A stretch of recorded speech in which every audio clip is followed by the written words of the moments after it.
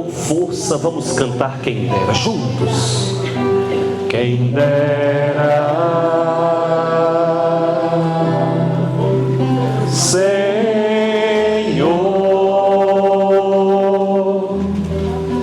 Tu queimasses em mim até que eu ardesse. Mais forte, juntos. Quem dera, Senhor,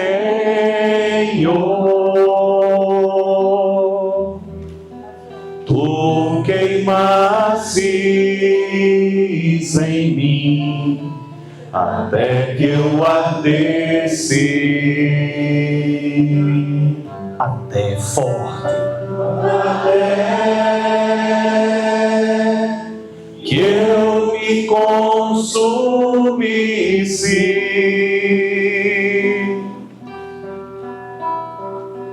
até que eu acendesse a Tua presença com a minha presença. Vamos cantar bem forte agora e juntos. Até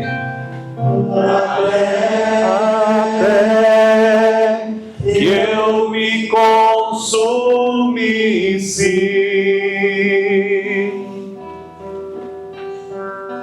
até que eu acendesse a Tua presença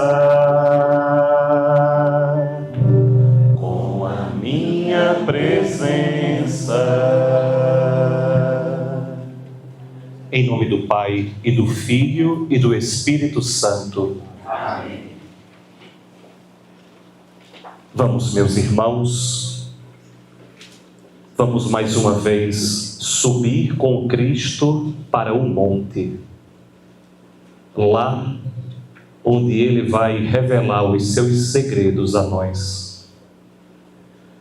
Vamos pedir a Jesus que no início do exercício de hoje, Ele abra de par em par os nossos corações.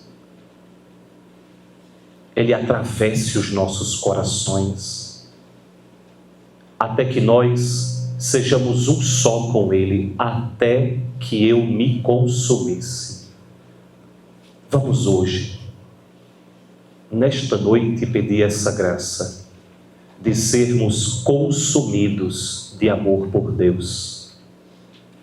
Vamos pedir que nesse trajeto, nesse percurso que nós estamos fazendo de Quaresma, nós cresçamos na intimidade com Ele. Por isso, peça a Deus que agora você entre na escola dos contemplativos, dos homens e das mulheres que entram na relação de intimidade com Deus. Que Ele lhe dê a graça de ter um coração silencioso e aberto. Que Ele serenize os nossos barulhos. Que Ele nos dê uma alma voltada para si. Senhor Jesus, nós te pedimos, dai-nos a Tua presença. Dai-nos a graça de experimentar que Tu estás presente. Toca o nosso coração para que nós experimentemos esse fogo da Tua presença. Com muita força, vamos suplicar que aquele Espírito que levou Cristo ao deserto seja Ele mesmo agora a nos conduzir para que nós tiremos frutos do exercício de hoje.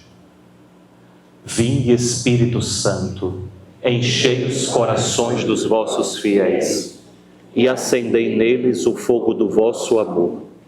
Enviai, Senhor, vosso Espírito, e tudo será criado, e renovareis a face da terra. Oremos. Ó Deus, que instruístes os corações dos vossos fiéis com a luz do Espírito Santo, fazei que apreciemos retamente todas as coisas, segundo o mesmo Espírito, e gozemos sempre de sua consolação. Por Cristo, Senhor nosso. Amém. Em nome do Pai, e do Filho, e do Espírito Santo. Amém. Muito bem.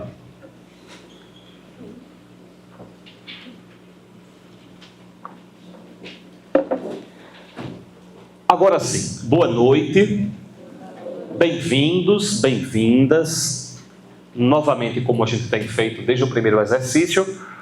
Obviamente, bem-vindos os membros da comunidade, mas especialmente amigos nossos que estão aqui, familiares nossos, sintam-se mesmo assim abraçados, queridos por todos nós. É muito bom ter vocês conosco, muito, muito bom. O pessoal pediu para me avisar que finalmente agora nas cadeiras tem um QR Code aí. Porque no exercício passado alguém disse: Gabriel, eu estou até querendo ajudar vocês, mas vocês não facilitam. Não tem esse QR Code que você está falando, não. Agora tem um QR Code aí. Tem um QR Code na sua cadeira. Se você quiser ajudar a comprar esses papéis que você está recebendo, você já pode ajudar a comunidade a continuar ajudando, né? A comunidade, o vincular. Eu fico tão feliz. Tem uma coisa que eu fico tão feliz quando eu venho para os exercícios e vejo a gente aqui, né? É perceber que diariamente na Casa Vincular, os voluntários da Casa Vincular estão alimentando o corpo e a alma dos atendidos da Casa Vincular, e à noite nós também continuamos alimentando pessoas, né? Na alma agora, com os exercícios. Como é bom saber que o centro da comunidade é um lugar que alimenta as pessoas, né? No corpo e na alma, no corpo e na alma. Muito bem. Uma outra coisa que algumas pessoas podem se perguntar é: o que é que está acontecendo? Porque eu vou começar hoje já tendo por certo aquilo que a gente fez no primeiro e no segundo exercício. Gabriel, se eu não vim nem no primeiro e nem no segundo, o que é que eu faço? Você vai no canal da Comunidade dos Viventes e tem lá o primeiro exercício já disponível e o segundo também. Se você puder, se você não veio para os outros dois, é interessante você ver, você assistir. Faça o que algumas pessoas estão fazendo. Se não tem um tempinho para assistir, coloca o celular no carro, enquanto estiver fazendo alguma coisa para escutar, para ir entrando naquilo que a gente está fazendo. Hoje, terceiro exercício, procura a tua âncora. Procura a tua âncora. Nós vamos começar imaginando um relógio. Tic-tac, tic-tac, tic-tac. Eu não sei se você sabe, mas nós estamos a 89 segundos do fim do mundo. Eu não sei se você sabe, mas nós estamos a 89 segundos do fim do mundo. Essa é a previsão, pasmem, viu? De um grupo internacional de cientistas que criou um cálculo para avaliar a iminência de um colapso mundial. Sim, é verdade isso, viu? Até 2007, esse sensor, ele avaliava apenas os riscos nucleares. Porém, com as mudanças climáticas, os cálculos foram refeitos.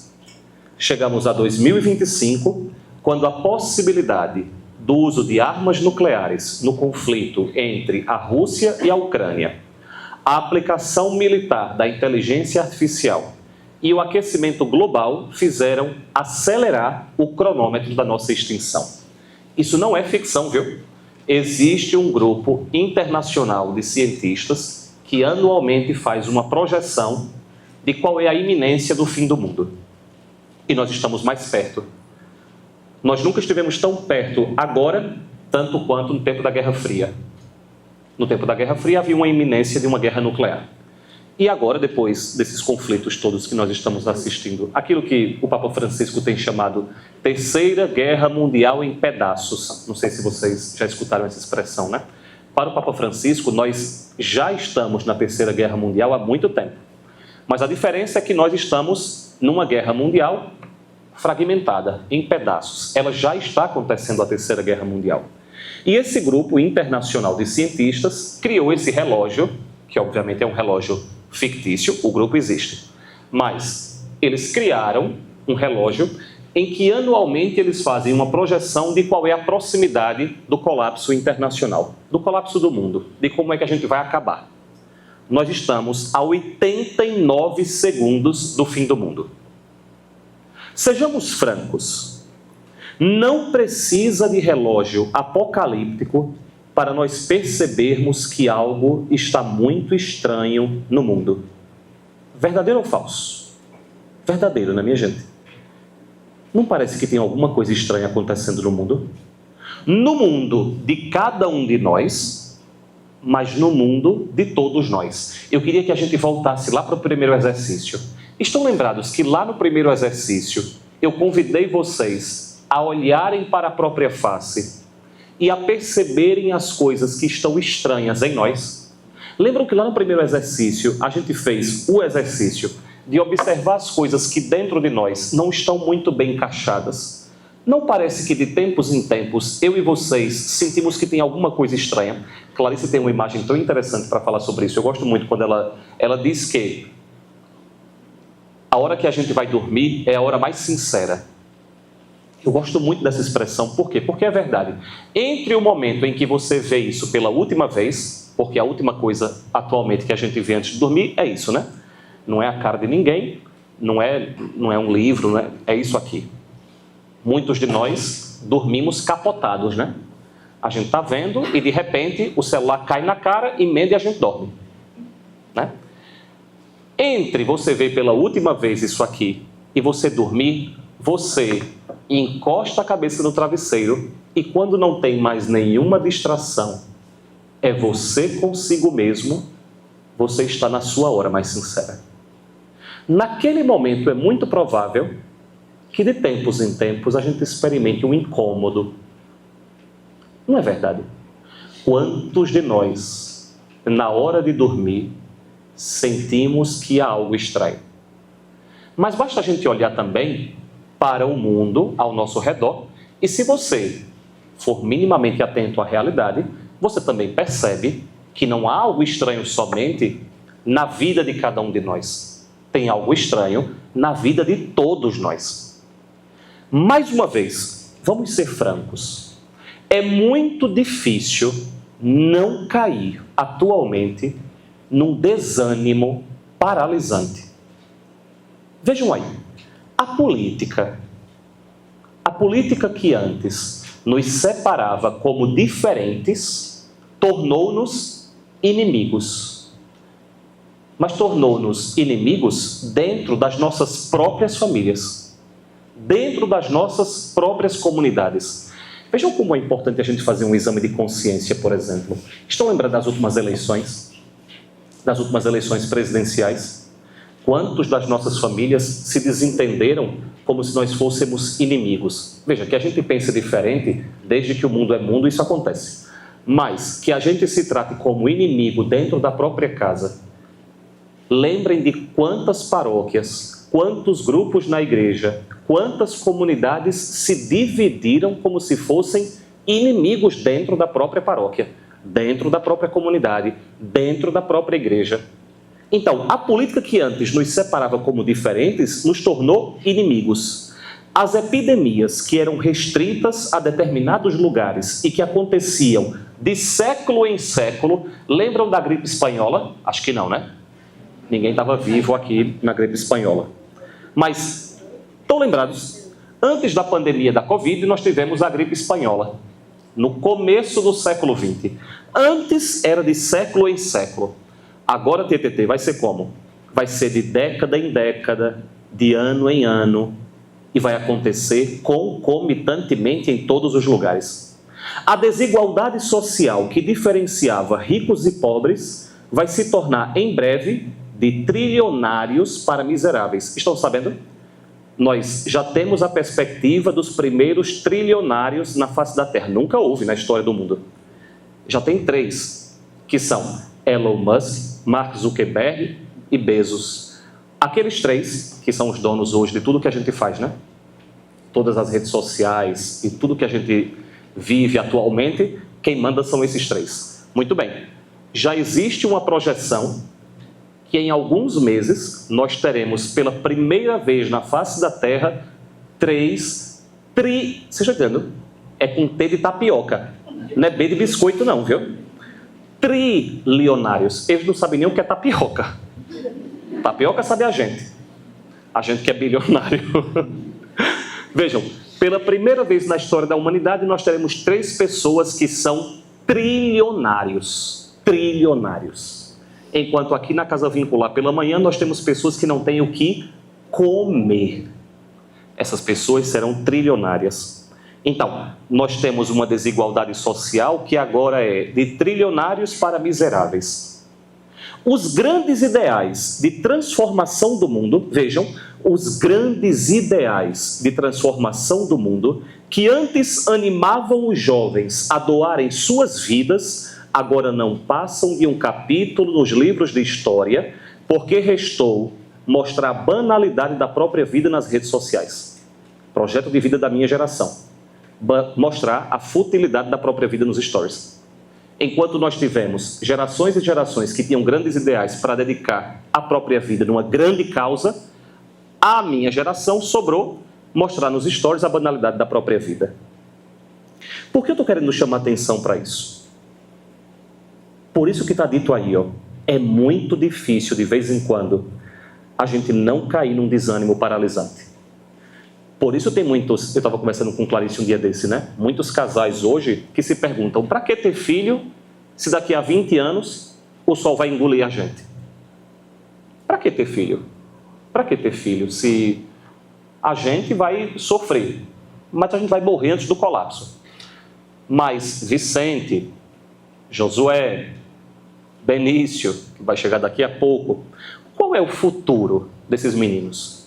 Vejam, é difícil a gente não cair numa certa paralisia entediante, num certo desânimo. Não sei se vocês têm essa impressão. Me digam aí, qual é a grande narrativa de futuro que nós temos hoje? Qual é a grande aposta que a gente tem hoje no futuro? Vocês acham que a gente está esperando do futuro o quê? O quê? Por exemplo, todo mundo aqui, todo mundo não, né? Tem o pessoal tipo Lala que nasceu na semana passada. Mas alguns de nós que nascemos antes dos anos 2000 estão lembrados que a gente pensava assim: nós estamos entrando num novo milênio. Um futuro nos espera. Nós temos medo hoje do futuro. A gente não sabe se no futuro próximo a gente vai estar vivo. Vejam, eu quero chamar atenção para o fato de que sim, se nós formos realistas, a verdade é que nós temos muito motivo, sim, para desanimar. É verdade, sim, que quando a gente olha para o futuro, dá uma certa sensação de que, para quê? Qual é a graça de pensar no futuro? Parece que quanto mais o tempo passa, mais se atualizam as palavras dos discípulos dentro daquele barco no meio da tempestade. Lembram? Senhor, salva-nos, estamos perecendo.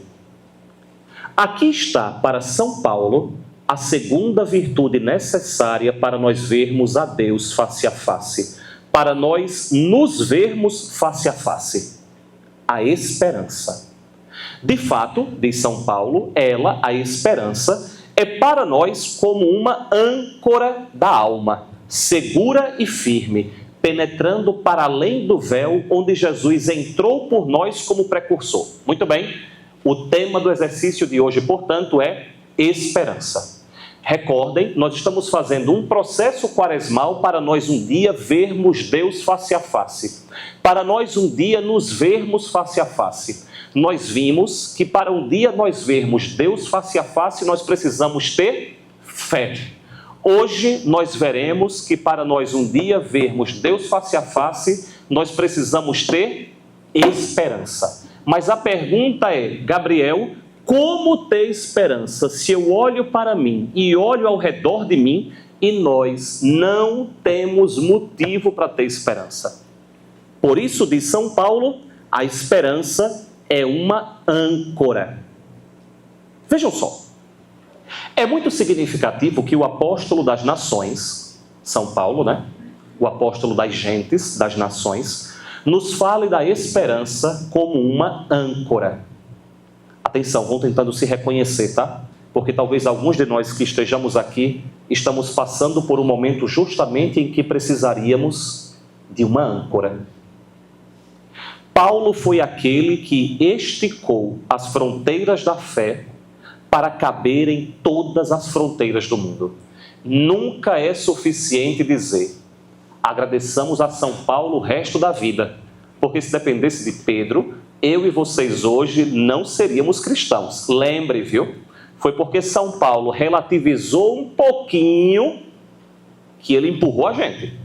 Vocês lembram que para os primeiros discípulos de Jesus era condição sine qua non, era obrigatório para ser discípulo dele ser judeu como ele. Veja, nenhum de nós aqui provavelmente, ou talvez uma minoria, seja judaica.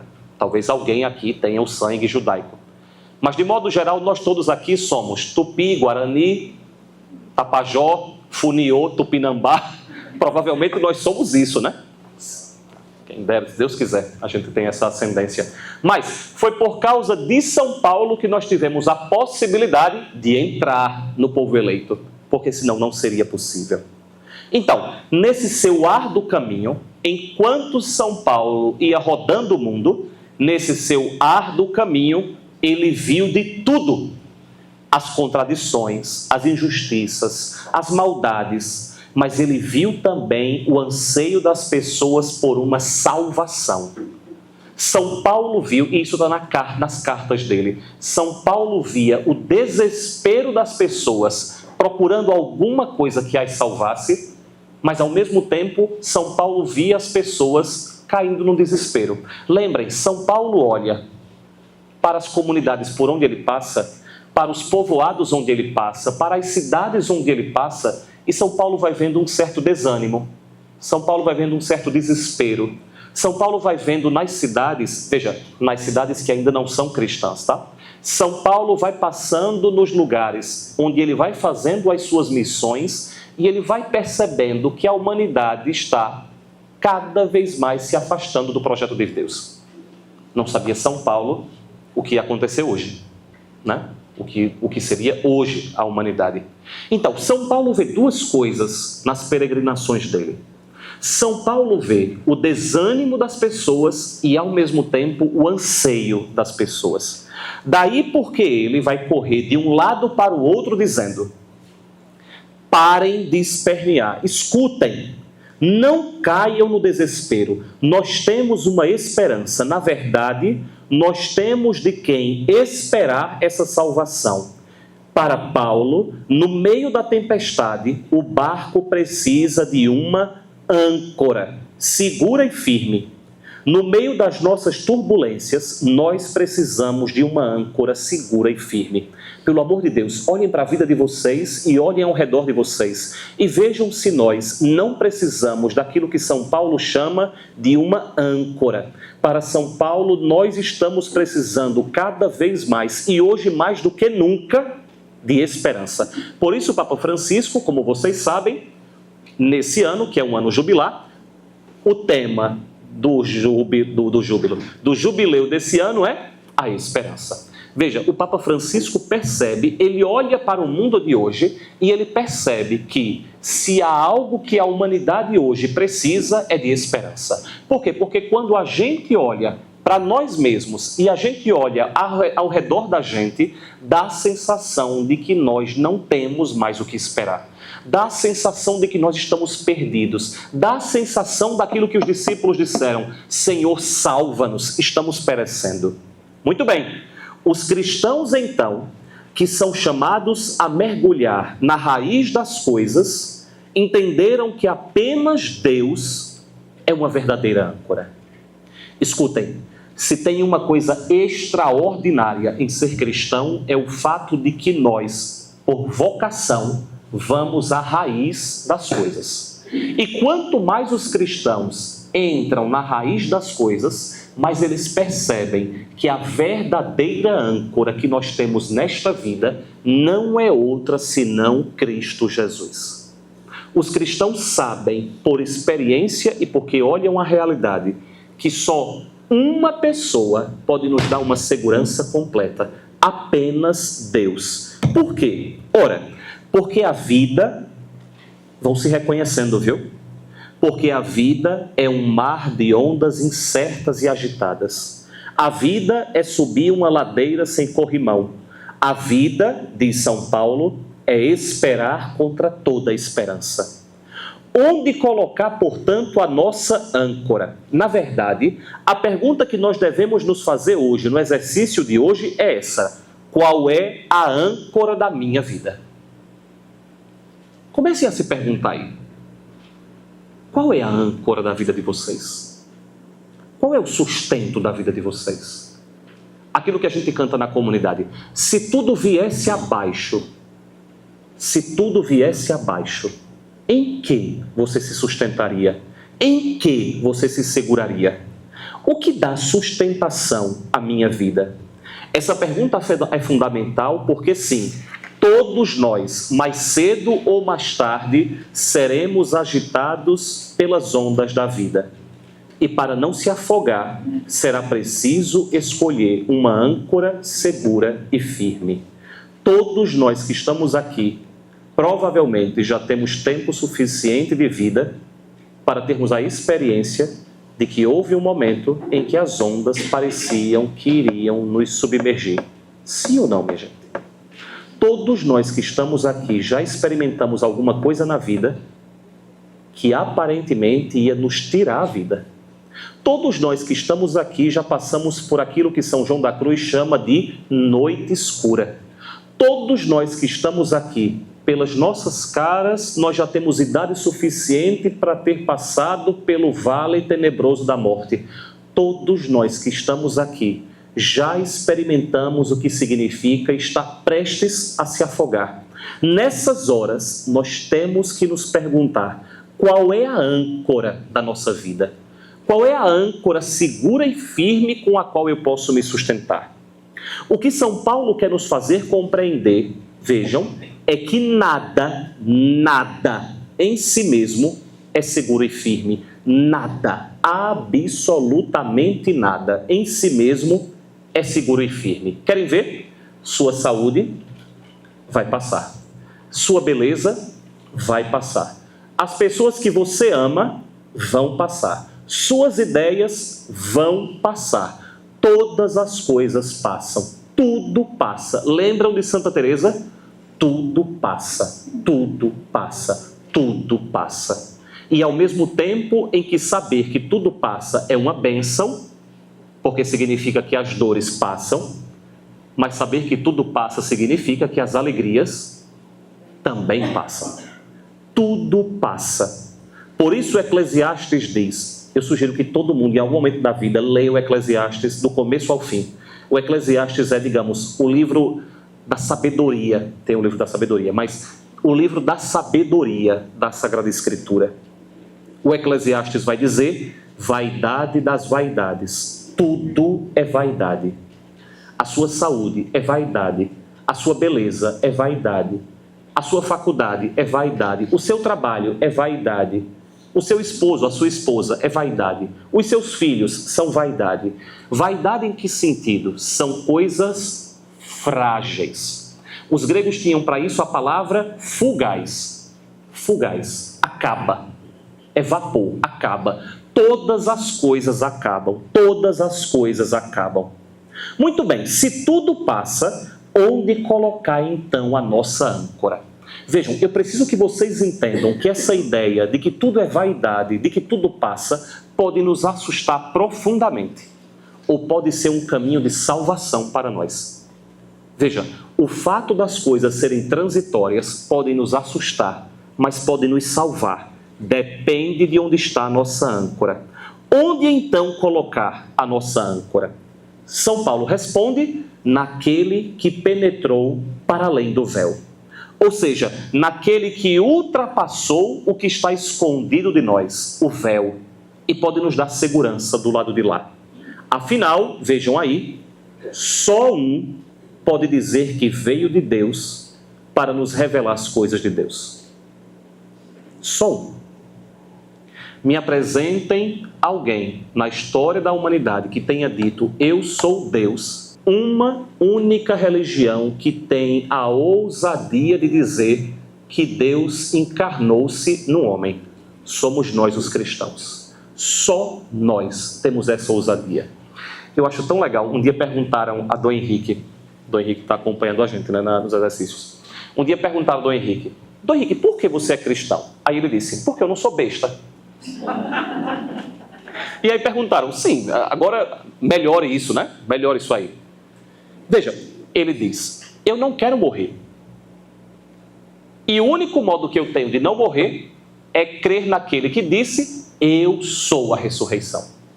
Só um disse, eu sou a ressurreição. Só um disse, eu sou a vida. O outro é Henri Cristo.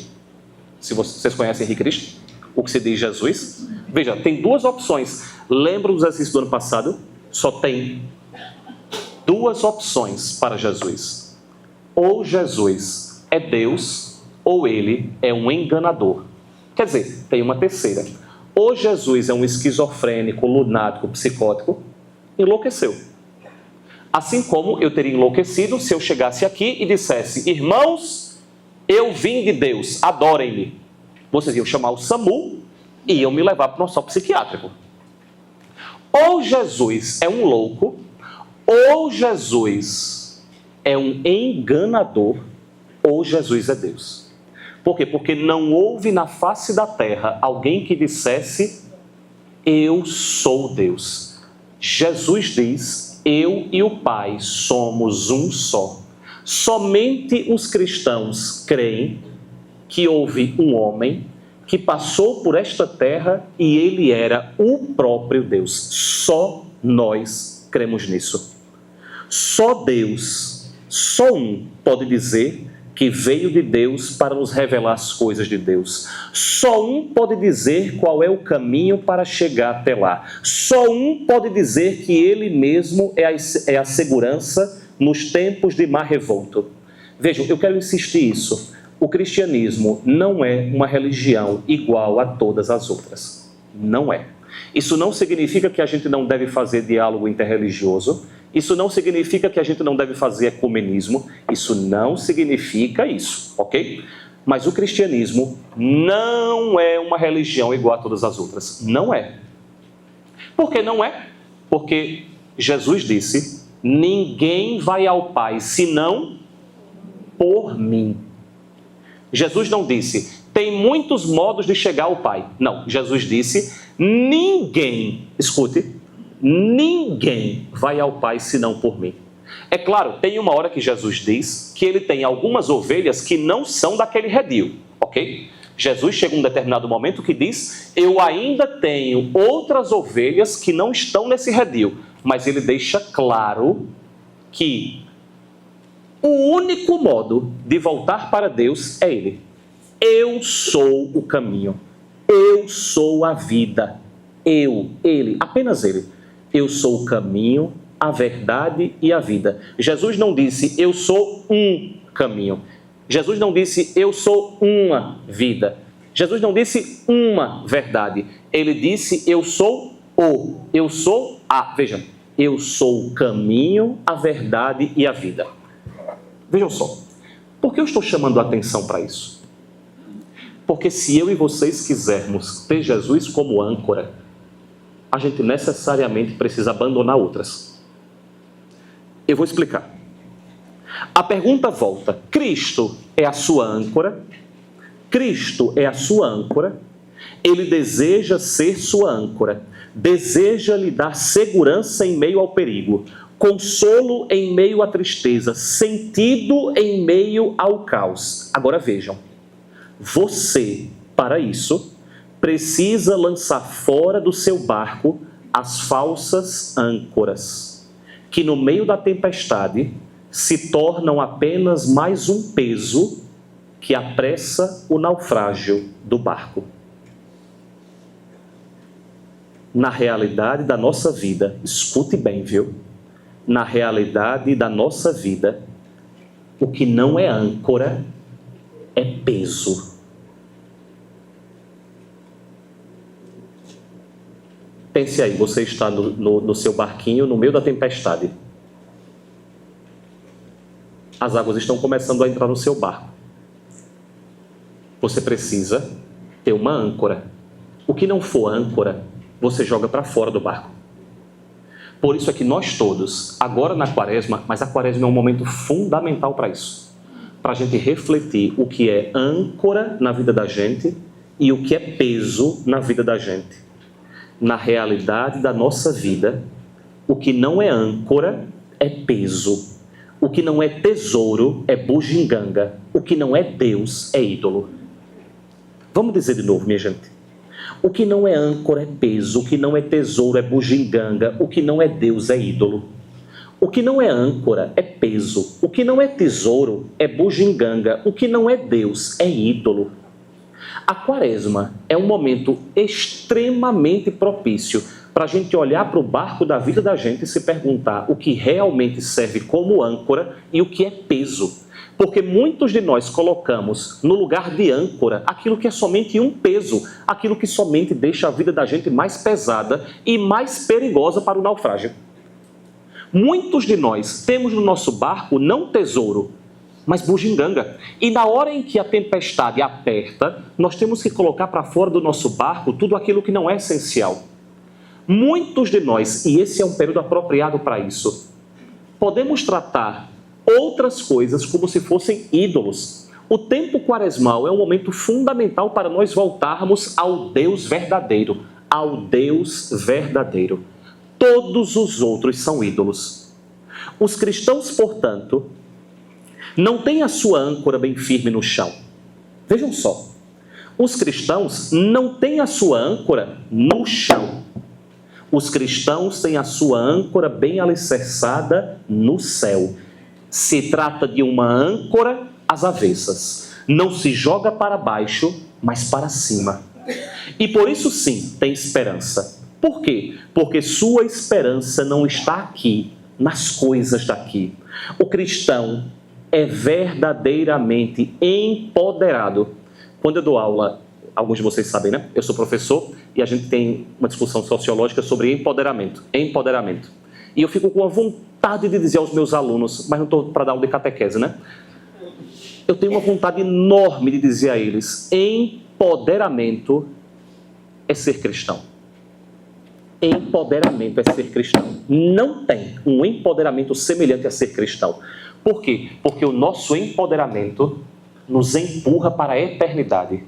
Nós não estamos presos aqui. As nossas seguranças não estão aqui. E, portanto, como dizia Teresa d'Ávila, venha o que vier, nós sabemos para onde nós estamos indo. Verdadeiro empoderamento é o de Cristo. Vejam. Porque sua esperança não está aqui. O cristão é verdadeiramente empoderado, porque o seu poder não está aqui. Sabe alegrar-se com as coisas boas deste mundo, mas não se engana achando que elas são definitivas. Sabe entristecer-se e chorar com as dores da vida, mas não fica preso nelas achando que são definitivas. O cristão coloca todas as suas fichas, atenção, todas. O cristão coloca todas as suas fichas no definitivo. E por isso, como dizia Jesus, caiu a chuva, vieram as enchentes, sopraram os ventos, bateram com violência contra aquela casa, mas a casa não caiu, porque tinha seus alicerces na rocha. Essa rocha é uma âncora, é o próprio Cristo. Lembram de Jesus com Pilatos? Pilatos diz, me responde, porque eu tenho o poder de te crucificar. O que é que Jesus diz? Eita, faltou a catequese, não foi? Jesus diz, nenhum poder te foi dado, senão aquele que foi dado do próprio céu. Vejam, Jesus diz, o meu reino, o meu poder não é deste mundo, Pilatos.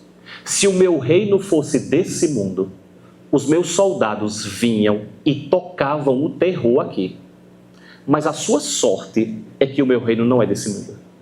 Porque se o meu reino fosse desse mundo, eu soprava e você, Império Romano, e todos os outros se esfarelavam na minha frente. Jesus diz, o meu reino é de outro mundo.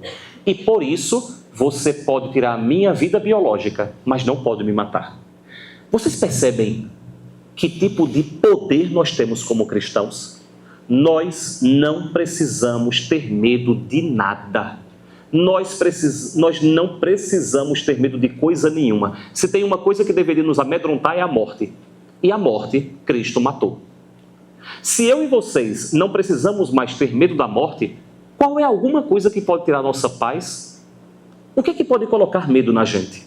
Por isso nós precisamos, como diz São Paulo, encontrar uma âncora segura e firme. Essa âncora é o próprio Cristo.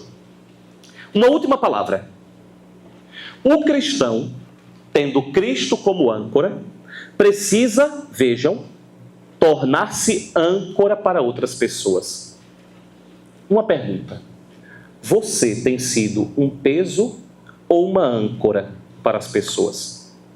Você é uma âncora que as eleva e as resgata, ou é uma âncora que esmaga e puxa para baixo? Mas você é alguém que oferece Deus como âncora para outras pessoas? Você compreende que Cristo é a âncora de que o mundo mais necessita? Lembra lá do começo. Estamos a 89 segundos do fim. O que farás? Tic-tac, tic-tac, tic-tac. Vejam, o exercício de hoje é para a gente se dar conta de uma coisa. Nós não temos mais tempo. Lembram de Jesus dizendo? O tempo abreviou-se. Só tem 89 segundos, viu? A pergunta então é, se você tivesse apenas 89 segundos de vida, o que você faria?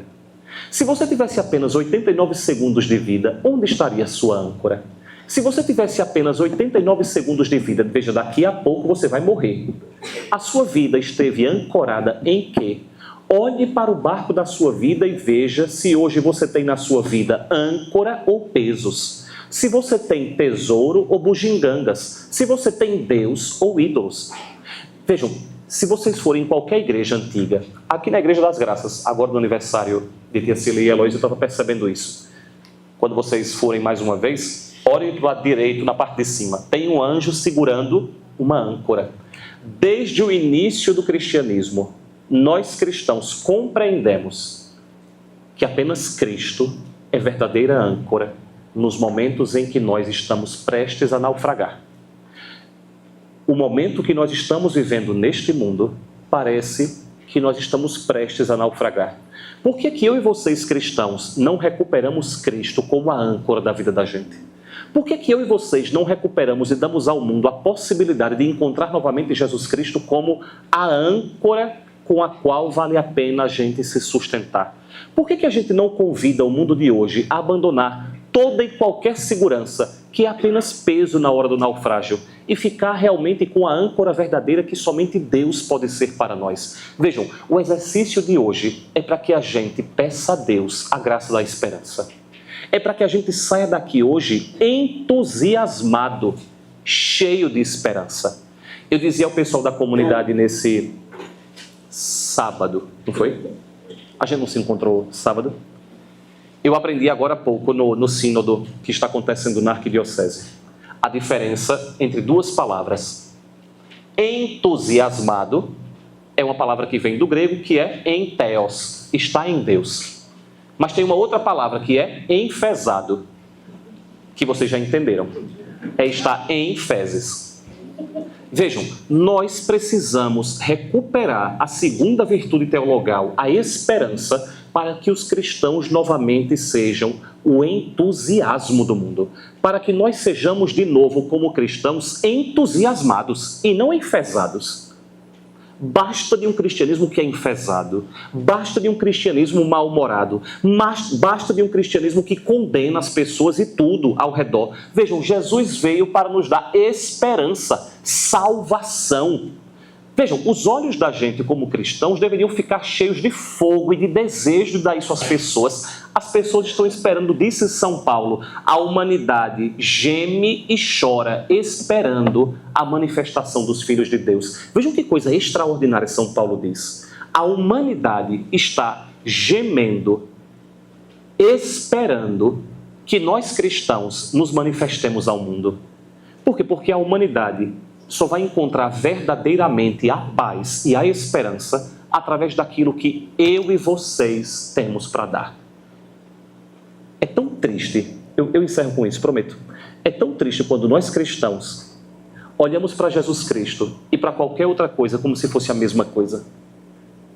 É tão triste quando nós cristãos não temos mais coragem de dizer hoje que Jesus Cristo é sim a coisa mais bonita e mais extraordinária com a qual a gente pode fazer a vida. A gente hoje é tão politicamente correto que a gente perdeu a graça de ter a graça na vida de saber que a nossa opção é sim a melhor. Ter coragem de dizer que sim, ser cristão é de ser diferente de todo o resto. Ser cristão é sim a coisa mais espetacular do mundo. E isso não significa se tornar fundamentalista e colocar o resto no inferno. Mas significa que eu e vocês temos a graça de ter uma vida cheia de graça, cheia de alegria e dizer às pessoas que sim, nós encontramos a coisa mais importante do mundo. E nós não deveríamos sossegar enquanto nós não dessemos isso às pessoas. Vocês estão lembrados de Jesus dizendo: se vocês se calarem, as pedras falarão. Se vocês se calarem, lotes de frouxo. Se vocês se calarem, lote de burguesinho espiritual. Se vocês se calarem, bando de cabra covarde, eu vou fazer as pedras falarem, mas a salvação eu vou continuar dando. Eu e vocês, muitas vezes, nós cristãos, vivemos deixando as pedras a missão que deveria ser nossa. Nós temos algo para dar. Nós temos algo para entusiasmar. Olhe para você, se olhe no espelho, pelo amor de Deus, e veja se você é um cristão de um testemunho entusiasmante. As pessoas olham para você e ficam entusiasmadas com Jesus, ou as pessoas olham para você e ficam enfesadas com Jesus?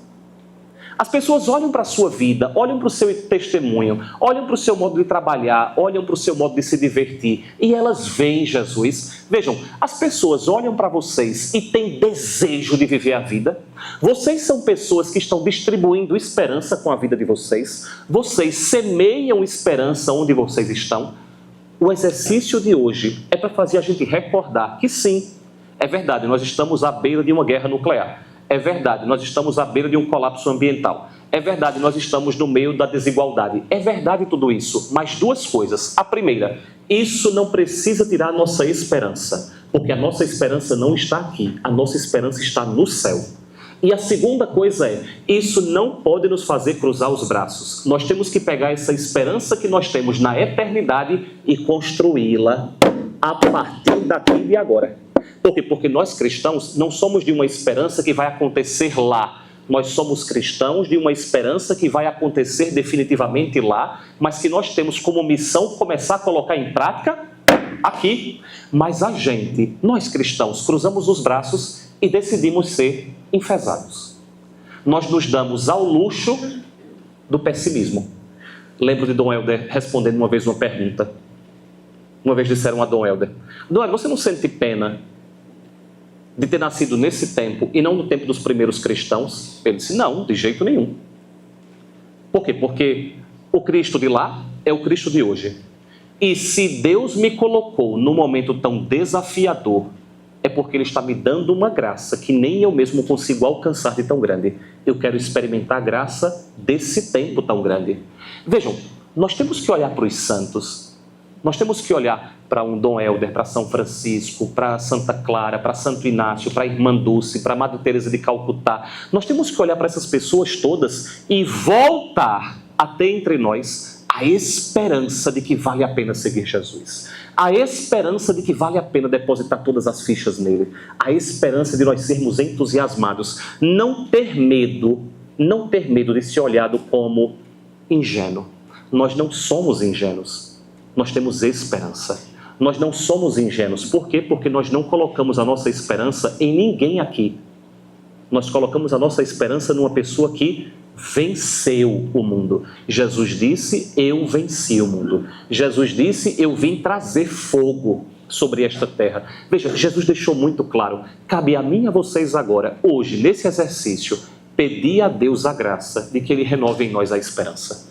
De que Ele renove dentro da gente o entusiasmo, o desejo de apostar a vida nele. Para a gente aprofundar, olhe para a sua vida e veja aquilo que aparentemente está em meio à tempestade e parece naufragar. Quais são as coisas que hoje fazem você perder a esperança? Olhe para dentro de si e veja. Quando eu olho para mim mesmo, quando eu olho para minha família, quando eu olho para o meu trabalho, quando eu olho para a minha comunidade, quando eu olho para quando eu olho para o meu, quando eu olho, eu tenho motivos para perder a esperança nisso aqui. Muito bem, reconhecer isso é importante. Segunda coisa, Cristo é realmente a âncora da sua vida? Jesus realmente é a âncora da sua vida? Para isso ser verdade, é necessário que você faça a opção de colocá-lo como seu fundamento absoluto. Ele já é isso em sua vida. Jesus já é o fundamento absoluto da sua vida. Uma coisa que eu adorava escutar de Dom Henrique. A gente diz, né? Cristo é o rei da minha vida. Muito bem, meu bonitinho. Para Cristo reinar na sua vida, você tem que levantar do trono e deixar que Ele sente. Viu? Só tem um trono na sua vida. Se você estiver sentado sobre ele, Jesus não é o rei da sua vida, não. Então, para Cristo reinar na minha vida, eu tenho que levantar e deixar que Ele seja o Senhor da minha vida. Por isso os primeiros cristãos chamaram Jesus de Kyrios, Senhor. Kyrios. Kyrios significa, Ele é o Senhor da minha vida. Ele manda na minha vida. Jesus manda na sua vida. Terceiro, você tem sido uma pessoa que é âncora para outras? Você tem oferecido Deus como âncora para a vida de outras pessoas? Porque lembrem, minha gente, São Paulo disse isso há 2000 anos atrás. A humanidade está gemendo e chorando, esperando a manifestação nossa. São Paulo diz, a humanidade está como em dores de parto. Como em dores de parto. Como em dores de parto, porque é um sofrimento enorme que a humanidade hoje em dia passa. Parem e pensem aí a quantidade de sofrimentos que existem hoje no mundo. E percebam que eu e vocês temos algo a dar a essa humanidade. Eu e vocês temos oferecido Deus como âncora para a vida das pessoas. Vocês têm aproximado as pessoas de Deus. Vocês têm sido um lugar de sustento para a vida das pessoas. Quando as pessoas estão naufragando, elas podem contar com vocês. Você, muitas vezes, só quer pegar a âncora do outro. Você quer se tornar âncora na vida dos outros?